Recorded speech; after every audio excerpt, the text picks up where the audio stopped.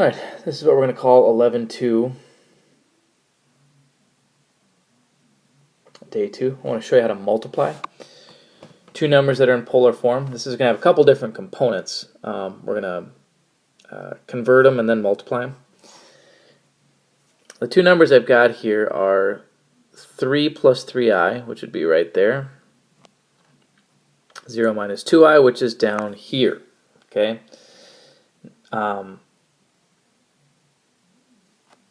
First thing I want to show you is just the general formula. If we have two complex numbers, okay, and let's just say that z1 is defined to be r cis, I don't want to say theta. Let's go with alpha, because I want to define these to be something different. Okay. Let's say that z2 is s cis beta. Okay. If we want to multiply those two, it's a relatively straightforward process. R and s, we need to multiply.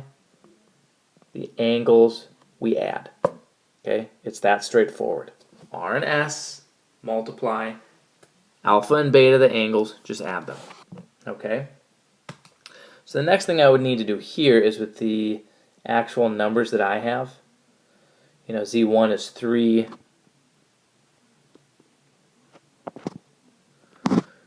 3 plus 3i. Using the Pythagorean Theorem, I could get r, which I believe is going to be the square root of 18. And from there, I could get theta,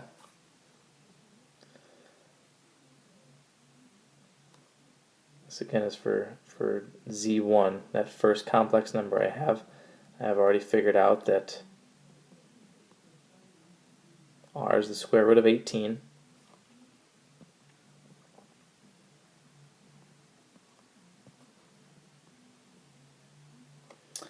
Theta will just simply be inverse sine of y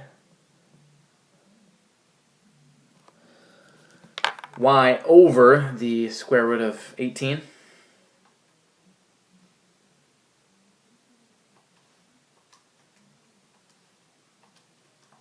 I didn't bother to simplify this because I'm just really not concerned.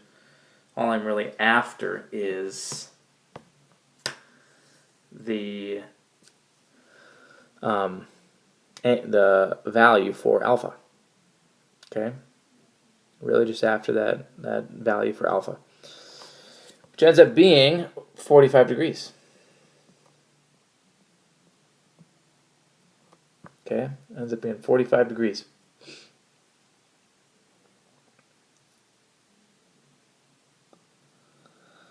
So that means for this first complex number in polar coordinates, it would be the square root of 18 cis 45 degrees. Okay. Now z2 is actually even more straightforward because it sits on a boundary right here. I can just look at it and see that s is 2, essentially.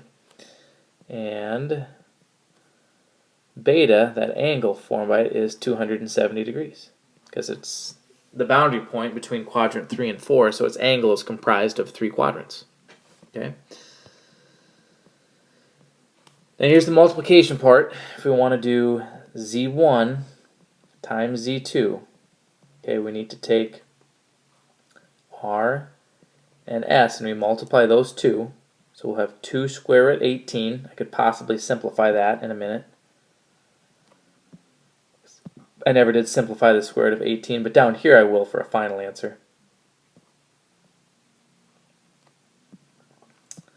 And then the angles, I just simply add, and I get 315 degrees. Okay, now let's finish this thing off. This would be 2. That has a factor of a perfect square, which would be 3. So you could take out the square root of 9, and that looks like it would become, what, 6? So as far as r times s, perhaps a better answer would be 6 square root 2 cis of 315 degrees. And that would represent the product of z1 and z2. Okay, to show that they agree, okay, the polar form agrees with the rectangular form. Because what we did is we converted and then we multiplied. Say we had multiplied, remember that z1 was 3 plus 3i, and z2 was negative 2i. I could distribute this and get negative 6i plus, minus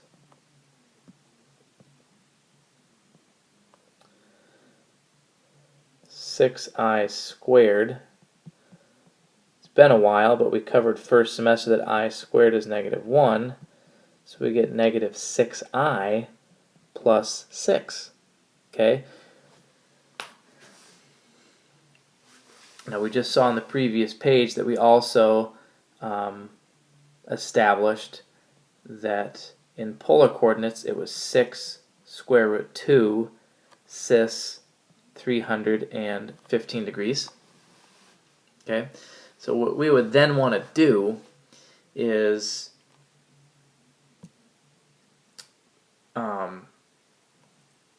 go ahead and show that if we just converted this, it's like we've done the multiplication first, and now if we converted that it would hold the same form, and it would convert to this. Okay, 6 square root 2 cis of 315 degrees. All right, we'll call it quits there. Again, the big idea is just the multiplication, that you take r and s and multiply them and add the angles.